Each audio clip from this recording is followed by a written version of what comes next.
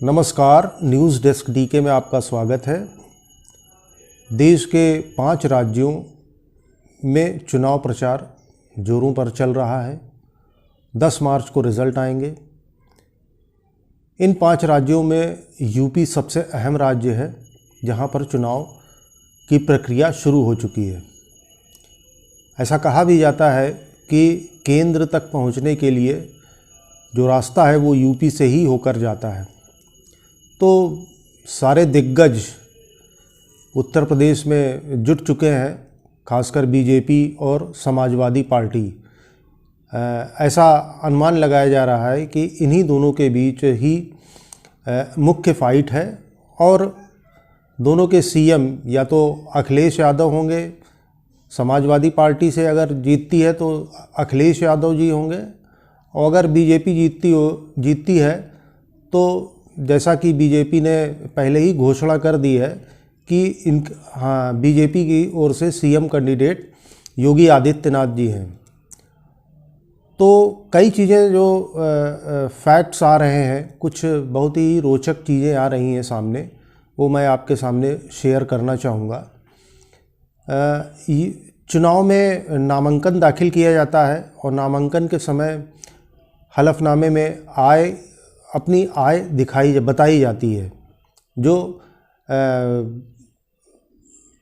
चाहे वो आदित्यनाथ हों, चाहे वो अखिलेश यादव, उन्होंने घोषणा भी की है। तो कुछ उसी में से इंटरेस्टिंग फैक्ट सामने आए हैं जो मैं आपके सामने शेयर करना चाहूँगा। अगर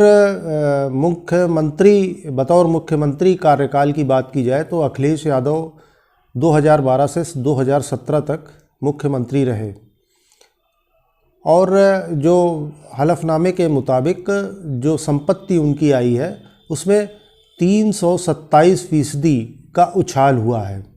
यानी 2011 तक उनकी जो संपत्ति थी वो 2017 तक आते आते उसमें से 327% उछाल हुआ। वहीं बात की जाए मुख्यमंत्री योगी आदित्यनाथ जो वर्तमान में हैं, उनकी संपत्ति की, तो उनकी संपत्ति में करीब 61% उछाल आया है जब वो मुख्यमंत्री थे। अगर हम इन दोनों का तुलनात्मक अध्ययन करें कि किसकी कितनी संपत्ति कैसे बढ़ी, तो वो फैक्ट्स में आ सकती है। योगी आदित्यनाथ 2004 में उनकी कुल संपत्ति 9,60,000 थी। 2009 में 21,82,000 हो गई। 2014 में बढ़कर 72,14,000 हो गई। 2017 में 95,98,000 हो गई, और 2022 यानी वर्तमान में उनकी कुल संपत्ति है 1.54 करोड़ रुपए। अब हम अगर बात करें समाजवादी पार्टी के मुखिया अखिलेश यादव जी की, तो 2004 में ही इनकी संपत्ति 2,31,00,000 रुपए थी, जो बढ़कर 2009 में 4,44,00,000 हो गई। वहीं 2012 में 8,85,00,000, 2019 में 37,78,00,000 और 2022 में 40,14,00,000। अब अगर दोनों में देखा जाए तो अखिलेश यादव ने अपनी संपत्ति ज़्यादा बनाई है। 40 करोड़ से ऊपर उन्होंने शो किया है कि ये उनकी व्यक्तिगत संपत्ति है। और इन दोनों सीएम के एक भूतपूर्व हैं अखिलेश जी और एक हैं वर्तमान में योगी आदित्यनाथ। इन दोनों के ऊपर क्रिमिनल केसेस की बात की जाए तो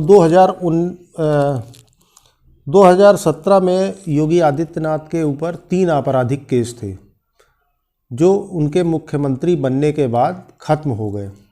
वहीं अखिलेश यादव के ऊपर 2019 तक कोई भी केस नहीं था, लेकिन 2022 तक आते आते उन पर 3 आपराधिक केस चल रहे हैं।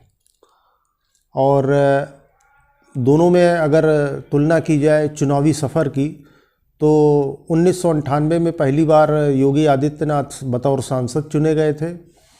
इसके बाद तब से लेके 2017 तक वो 5 बार सांसद चुने गए। वहीं अखिलेश यादव देखा जाए तो वो 3 बार सांसद और 2 बार विधायक बन चुके हैं। तो फिलहाल ये जो कुछ आंकड़े थे जो इंटरेस्टिंग भी है कि किसकी कितनी संपत्ति है, लोग इस पे जानना भी चाहते हैं कि जो हमारा भविष्य का मुख्यमंत्री होगा उसकी कितनी व्यक्तिगत संपत्ति है और वो किस तरह से चीज़ों को करता है। तो ये मुझे लगा, अगर ये जानकारी अच्छी लगे तो लोगों को शेयर करें और मुझे सब्सक्राइब करें। धन्यवाद।